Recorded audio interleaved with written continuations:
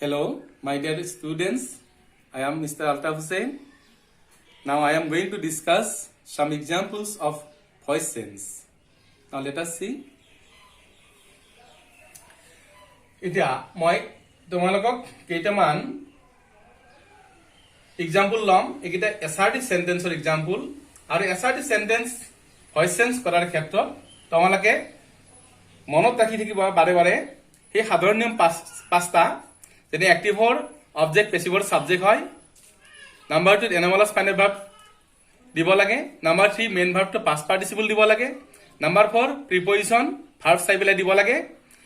number 5 active ভয়েসৰ subject passive ভয়েসৰ object কৰি দিব লাগে এই সাধাৰণ নিয়ম পাঁচটা এছআৰটি সেন্টেন্সত তোমালোকৰ মনত অটোমেটিক ৰাখি থৈ দিবা গতিকে এতিয়া চাওঁ আহাচোন হি প্লেইজ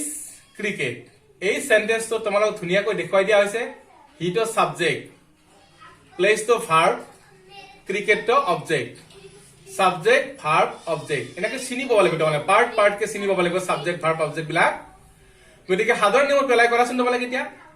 সাধাৰণ নিয়মত নাম্বাৰ 1 আছিল এক্টিভৰ অবজেক্ট পেসিভৰ সাবজেক্ট হয় গতিকে ক্ৰিকেট তো অবজেক্ট তো সাবজেক্ট কৰি দিলো তাৰপিছত 2 নম্বৰটো কি দিব লাগে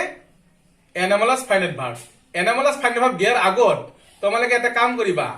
টেন্স তো বুজিব লাগিব নহয় কাৰণ টেন্সে প্ৰতি আমাৰ এনামালাস চেঞ্জ হৈ থাকে গতিকে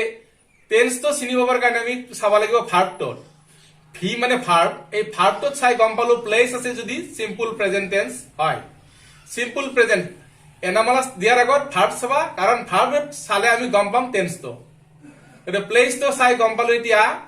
simple present tense simple present মানে এম ইজ আৰু পৰা আহিব নিশ্চয় গতিকে ক্ৰিকেটৰ লগত এম নবহে আৰু নবহে ইজ বহে cricket is Dilu number 3 main ভার্বটো past participle লাগে গতিকে প্লেস তো মেইন ভার্ব আছিল প্লেস তো মেইন ভার্ব পাস্ট পার্টিসিপল কৰোতে প্লেড হৈ গল 4 নম্বৰ প্ৰিপজিশন দিব লাগে প্লেড ভাৰ্বৰ লগত প্ৰিপজিশন বহে বাই এটো দি দিছো নাম্বাৰ 5 ত আহে এক্টিভৰ সাবজেক্ট পেসিভৰ অবজেক্ট হয় এক্টিভৰ সাবজেক্ট আছিল হিটো এই হিটৰ অবজেক্ট হ'ব হিম অৰ্থাৎ এনসাৰটো হ'ল cricket is played by him এতিয়া কোৱেশ্চন নম্বৰ 2 দেখা Rita is selling the mangoes এই সেন্টেন্স তো এছআৰটি সেন্টেন্স ইয়াত ৰিতা তো সাবজেক্ট ইজ আৰু সেলিং এটো হল ভাৰ্বৰ গ্ৰুপ ভাৰ্ব দা ম্যাঙ্গোজ কিনি হল অবজেক্ট সাধাৰণ নিয়ম অনুযায়ী দা ম্যাঙ্গোজ অবজেক্ট সাবজেক্ট কৰি দিব লাগে দা ম্যাঙ্গোজ সাবজেক্ট কৰি দিলো নাম্বাৰ 2 এনামালাস ফাইনাইট ভাৰ্ব দিব লাগে তোমালোকক মই ইতিমধ্যে কলোৱে এনামালাস ফাইনাইট ভাৰ্ব দিয়াৰ আগত তোমালোকে ভার্ব তো চাবা ভার্বত চাই গম পাবা টেন্স তো গতিকে ভার্বত আছে ইজ সেলিং মানে নিশ্চয় present continuous tense present continuous হলে এনামালাস আহে চাৰ্ট মতে am being is being R being ইয়াত ম্যাঙ্গোজ তো প্লুৰেল নাম্বাৰ আৰু সেই কাৰণে আৰ বিং আহিছে নাম্বাৰ 3 মেইন ভাৰ্ব তো পাস্ট পাৰ্টিসিপল লাগে ইয়াত ভাৰ্বৰ গ্ৰুপত চালে গম পাও সেলিং মানে সেল ভাৰ্বৰ পাস্ট পাৰ্টিসিপল হল সোল্ড 4 নম্বৰ প্ৰিপজিশন লাগে সোল ভাৰ্বৰ লগত প্ৰিপজিশন বহে বাই 5 নম্বৰ এক্টিভৰ সাবজেক্ট আছিল ৰিটাটোৰ অবজেক্ট হতে ৰিটাই হৈ থাকিব মানুহৰ নামটো চেঞ্জ নহয় নাম্বাৰ 3 দেখা আই কিল্ড দা স্নেক আই তো হল সাবজেক্ট কিল তো হল ভার্ব দা স্নেক তো অবজেক্ট গতিকে এতিয়া অবজেক্ট তো সাবজেক্ট কৰি দিয়াচোন দা স্নেক দিলু নাম্বাৰ 2 দিব লাগে এনামালাস দিয়াৰ আগত কি চাব দিছো মই তোমালোকক ভাৰ্বটো চাব দিছো আৰু ভার্বত চাই গম পালো কিল্ড মানে সিম্পল পাস্ট টেন্স হৈছে এটো সিম্পল পাস্টত ওয়াজ বা ওয়েৰ পৰা আহে দা স্নেক সাবজেক্টৰ লগত ওয়াজ বহিব দিলু ওয়াজ তো তাৰপিছত নাম্বাৰ 3 দিব লাগে মেইন ভাৰ্ব তো পাস্ট পাৰ্টিসিপল ইয়াত আছে main verb কিল্ডৰ past participle killed হৈয়ে থাকে নাম্বাৰ 4 প্ৰিপজিশন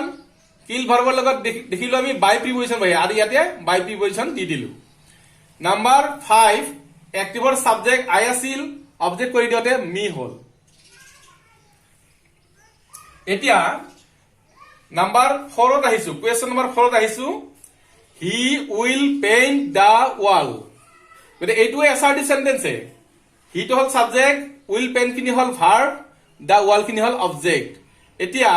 আমি সাধাৰণ নিয়ম মতে এক্টিভৰ অবজেক্ট দা ৱালক পেছিভৰ সাবজেক্ট কৰি দিম দা ৱাল দিলো ইয়ালৈকে তাৰ পিছত নাম্বাৰ 2 দিব লাগে এনামালাস ফাইনেট ভাৰ্ব আৰু এনামালাস ফাইনেট ভাৰ্ব দিয়াৰ আগত বাৰে বাৰে কৈছো তোমালোকক ভাৰ্ব খিনি চাবা ভাৰ্বৰ গ্ৰুপটো চাবা আৰু ভাৰ্বৰ গ্ৰুপত আছে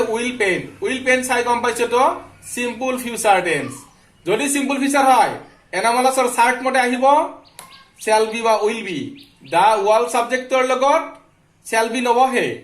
কি বহিব উইল বি আৰু ইতিমধ্যে আমি উইল বি ইয়াত দিয়া দেখিলো তাৰপিছত নাম্বাৰ 3 মেইন ভাৰ্বটো পাষ্ট পাৰ্টিসিপল ল'ব লাগে ইয়াত ভাৰ্বৰ গ্ৰুপত চাই গম পালো মেইন ভাৰ্ব হল পেইন্ট খিনি পেইন্ট উইল খিনি নহয় পেইন্ট তো মেইন ভাৰ্ব আৰু পেইন্টৰ পাষ্ট পাৰ্টিসিপল হল পেইন্টেড 4 নম্বৰ প্ৰিপজিশন দিব লাগে পেইন্টেড মেইন ভাৰ্বৰ লগত প্ৰিপজিশন হয় বাই আৰু 5 নম্বৰত এক্টিভৰ সাবজেক্ট পেছিভৰ অবজেক্ট কৰি দিব লাগে গতিকে এক্টিভৰ সাবজেক্ট আছিল হি হিটৰ অবজেক্ট হল him number 5 they have completed the work এইটো assertive sentence হয় they to subject have completed verb the work খিনি object এটা সাধাৰণ নিয়ম মতে এক্টিভৰ অবজেক্ট the work ক সাবজেক্ট বনাই দিলো পেছিভৰ the work নাম্বাৰ 2 দিব লাগে এনামালাস দিয়াৰ আগত কি চাব লাগে বুলি কৈছিলো ভাৰ্বটো আৰু ভাৰ্বৰ গ্ৰুপটো বা ভাৰ্বটো চাই পেলাই দেখা পালো have completed এইখিনি দ্বাৰা আমি বুজি পাওঁ প্ৰেজেন্ট পাৰফেক্ট টেন্স প্ৰেজেন্ট পাৰফেক্টত চাৰ্ট মতে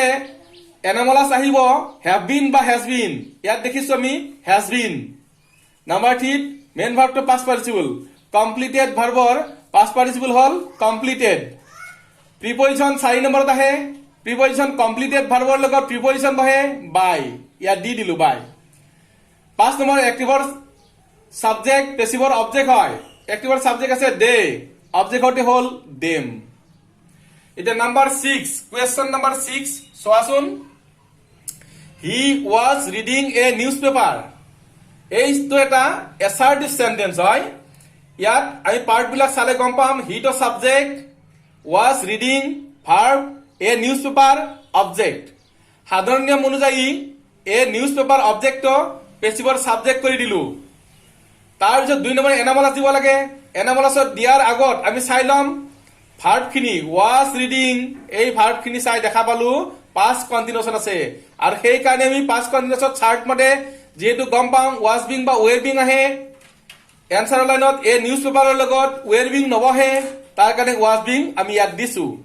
নাম্বাৰ 3 মেইন ভাৰ্বটো পাস্ট পাৰ্টিসিপল দিব লাগে মেইন ভাৰ্ব আছে ৰিডিং ওয়াজ খিনি নহয় ৰিডিং মেইন ভাৰ্ব আৰু ৰিডিং মেইন ভাৰ্বৰ বা ৰিডৰ পাস্ট পাৰ্টিসিপল হল ৰেড প্ৰিপজিশন দিব লাগে 4 নম্বৰত আৰু ৰেড ভাৰ্বৰ লগত প্ৰিপজিশন বহে বাই 5 নম্বৰত এক্টিভৰ সাবজেক্ট পেছিভৰ অবজেক্ট হয় হিটৰ সাবজেক্ট হিৰ অবজেক্ট হল হিম